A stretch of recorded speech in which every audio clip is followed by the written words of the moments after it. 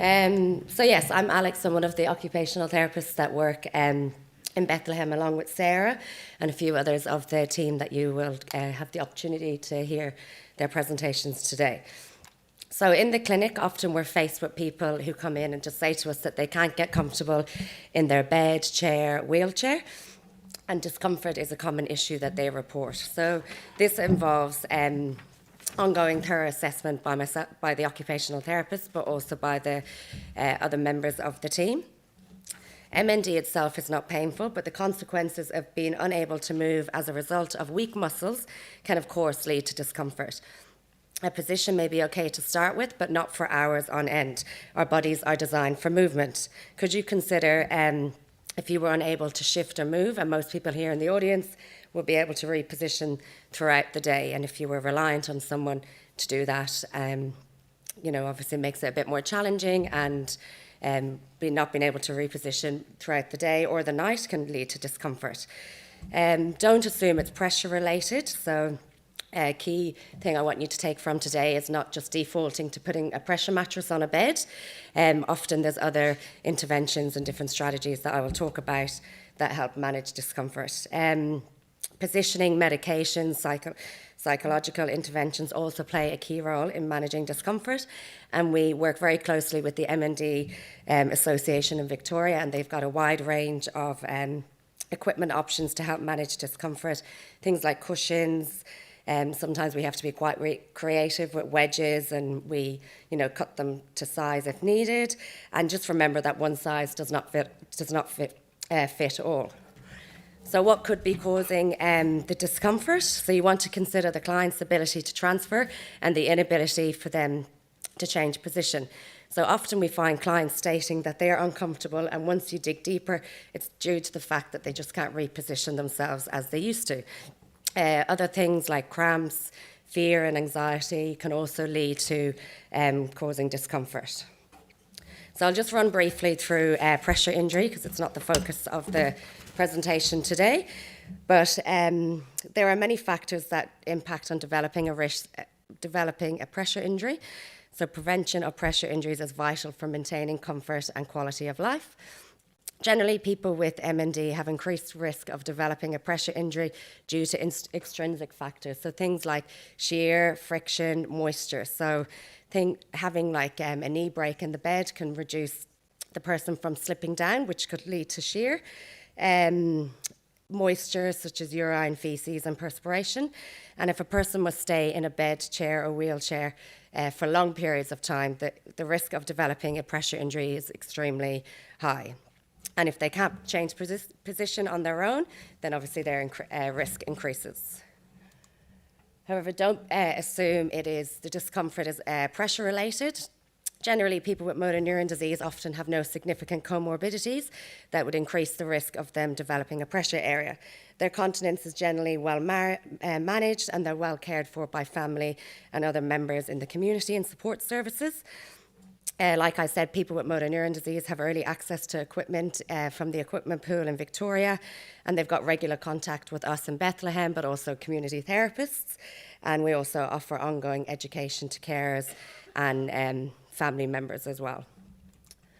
So same slide again as Renee had up. So I won't go into this too much, but you want to consider physical causes of discomfort. So if they're having muscle cramps, could it be a magnesium imbalance?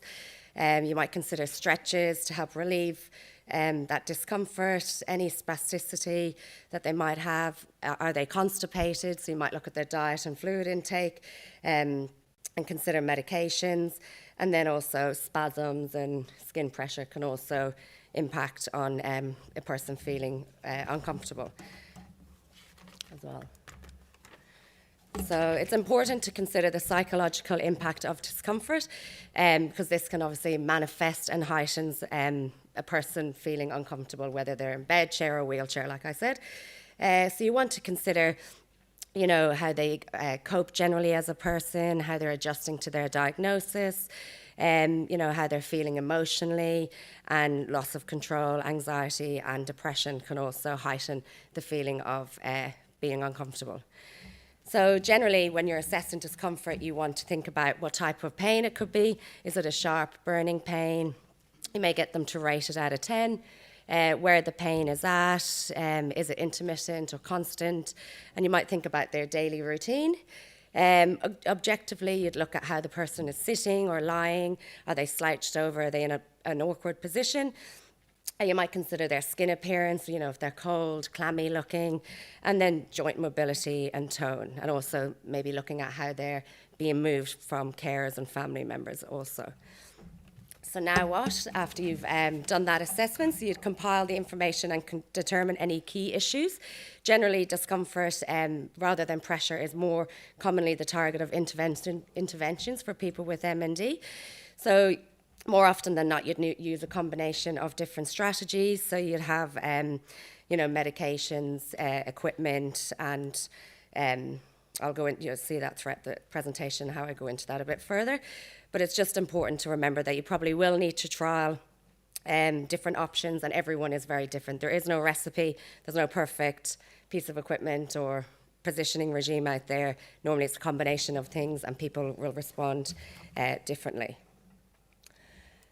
So bed mobility, so you'd want to consider the person's ability to transfer in and out of bed, but also consider how they move around in bed once they're in there at night time.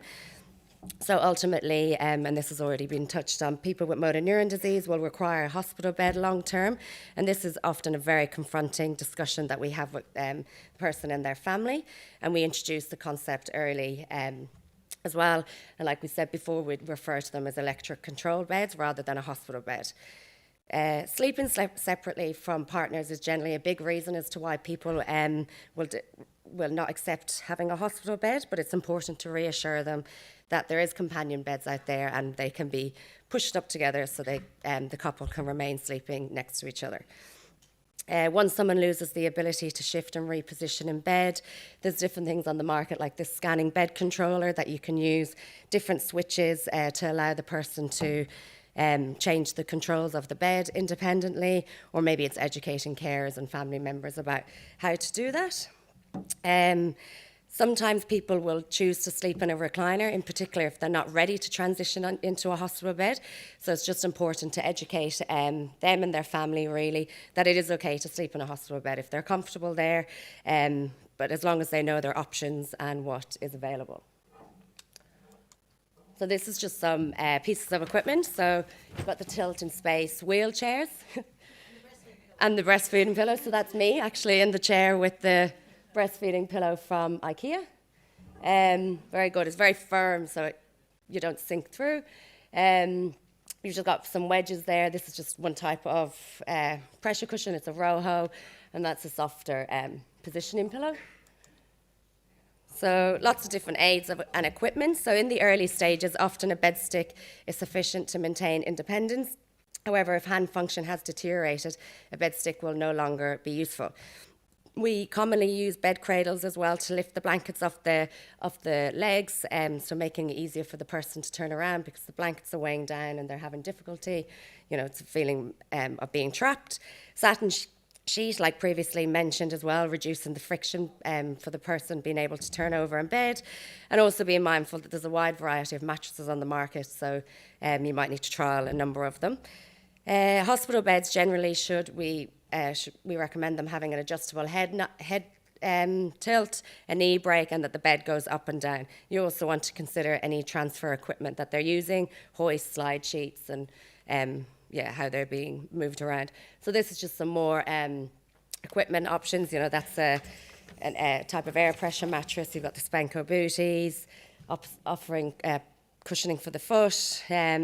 That's just a satin sheet, and then your bed poles and your hoist. So I'll just go through some practical strategies for managing comfort. So things like upper limb positioning and range. So if they're fixed in a position for a long period of time, it will cause discomfort. So it's educating them if they're able to do it, or maybe a family member. And then just consider a regular positioning regime, because you want them to be, adhering to it and doing it, even if it's once a day, maybe after showering or when it suits the person. and then educating family members on correct transfer techniques, and keep monitoring that and making sure that, that the person is safe, and so is the carer as well. So medications also play a big role in managing discomfort, especially if they're feeling quite anxious, any pain-related symptoms, spasticity and cramps. You'd want to consider the call bell setup, as previously mentioned. So this is just on a mud hose mount here with the buddy button. So you want to make sure that the person can call out for help during the night or during the day. Things like a quick release NIV strap can also be very useful if the person's having difficulty removing the mask from their face. And it's important, whatever you recommend, to take photos and provide written instructions and written instructions of recommendations to ensure carryover between carers and family members. So I'm just going to talk to you about 3 different case studies, so with different phenotypes. So we've got Max here. He came into the outpatient clinic and was reporting an inability to get comfortable in his bed. So he's a 56-year-old with lumbar onset MND, sleeping with his wife on a queen bed, not using any aids. So it was identified through the clinic that Max is having difficulty turning and repositioning himself in bed. Blankets are getting caught, but it's very important for Max and his wife to remain sleeping in the same bed. That was one of his biggest worries. So we went through different things on how to help Max manage his discomfort. So things like the satin sheet, using a bed stick. He had pretty good hand function, and also discussed the use of medications. We introduced the idea of a hospital bed and a companion bed in the early stages, and think something for them to consider in the future. And later on, then we called Max a week later just to see how he was going, and he reported he was a lot more comfortable in his bed. So that was a good outcome. Moving on, we have Jenny. So Jenny has bulbar onset MND, 65-year-old lady, and was reporting lots of shoulder and back pain. She's independent, moving around, however very fatigue, limited, using the NIV, and has recently had a peg inserted, although she's just had some recent weight loss also. So on assessment, it was identified that Jenny sleeps on a very firm mattress with 2 pillows, and it's putting her neck in a flexed position, causing discomfort in her back and her shoulders. Her shoulder blades are digging into the mattress, and she's having poor sleep because she's frightened about what is happening to her, and also being unable to call out to her daughter for help, quite fatigued and very anxious about not being able to get the mask off at night, and then also not being able to call out to her daughter to help her remove it. So quite a few different things going on for her. So you can see there's a number of different things that we talked about with Jenny. So, the use of the call bell setup, the quick release strap, like I mentioned. We also discussed equipment like bed stick and bed cradles that might be useful in the future. Went through some gentle ranging. And then, as you can see, there's been a multidisciplinary team approach here to help manage the anxiety and the loss of appetite and things for Jenny as well. So it's a good example of how the whole team was involved with managing her discomfort. Lastly, we've got John. So he's a man with a cervical onset MND, 72-year-old, a lot of pain in his shoulders also, and is sleeping and sitting mostly in the recliner. So this guy needed a lot more assistance with transfers and mobility. So we looked at him and how he was sitting in his recliner in clinic, and you could just see that the armrests were not giving him enough support. So his arms were hanging down, causing a lot of traction on his shoulders, and ultimately causing him a lot of pain. His shoulders were weakened and his arms were hanging down. So this is where the U-shaped pillow came in very handy. So we had the pillow positioned around him, and he could take it with him in the car, in the wheelchair, in his recliner, very portable, and it just provided that support under his shoulders, and it was more comfortable, obviously helping with his discomfort. Things like gentle shoulder exercises were discussed by the physio, and how to maintain his current range. The use of a wheelchair, being able to change his position. Medications also were talked about, and how to manage his pain also in that regard. And we also just provided a lot of education to John and his family and that it was okay to sleep in a recliner. He was comfortable here and this is where he wanted to sleep, and that was his choice. So as long as he knew his options that were available and pressure care management was considered, it's fine. If that's where he wants to sleep, then we would just support what the person wants to do. So take-home messages from today. So discomfort is a very common issue that we experience working with people with motor neuron disease, and there's many possible causes of discomfort. So key thing I'd want you to take away from today is that, remember, discomfort is not always caused by pressure. It doesn't always need a pressure mattress. There's lots of different interventions that you can consider. So things like I said, equipment, medication, repositioning regimes as well. And just remember that MND is a moving target. So one thing might work now, but you'll more than likely need to keep monitoring and keep reviewing throughout the course of the disease. And just be flexible and review needs regularly as they will continue to change. So there's the references. That's my contact details. That's it. Thank you.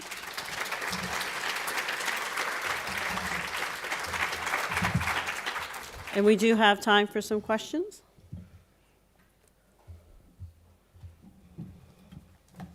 All right, I have a question then. Okay.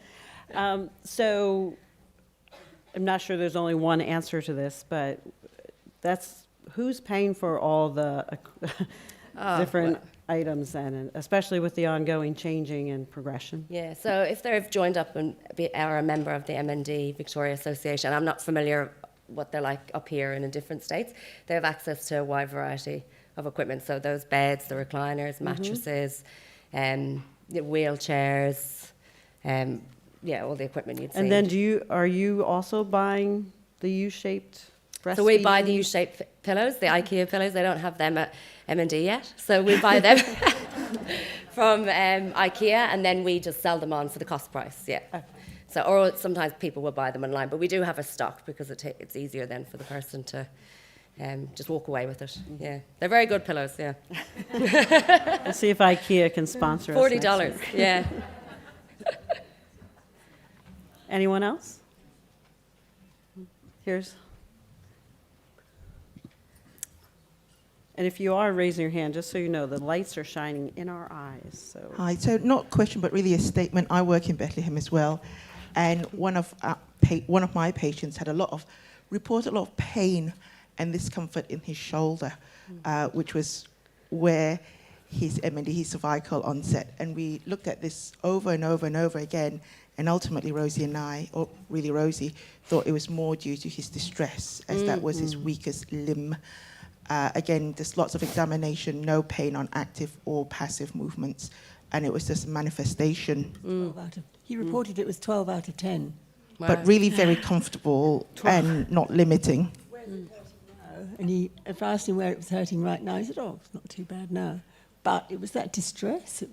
It was that 12 out of 10 pain that wasn't, so it was just a manifestation of his distress. And I think, it's important to consider the, not just physically, but like that anxiety and things can also heighten the feeling of discomfort, and acknowledging that, All right. Anything else? All right, thank you so much. Thank you. That was excellent. Thank you.